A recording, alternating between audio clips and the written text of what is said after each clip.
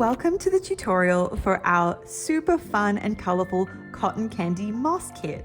In this tutorial, we're going to be showing you everything you need to know to make the different pieces and areas of your beautiful cotton candy coaster.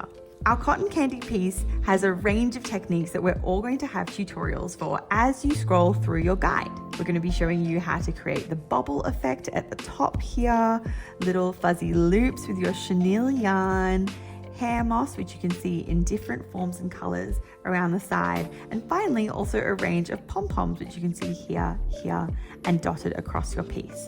We'll also have weaving techniques to show you how to make this grassy patch. I suppose it could be called grassy.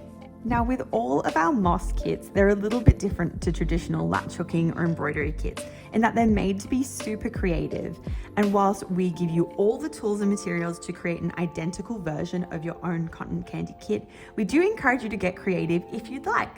You can swap different materials and put them in different sections. For example, you could pop some bobbles down here instead, or you could add pom-poms in different areas, whatever you like to make the kit your own. So please don't feel constrained by the instructions and guides that we give you.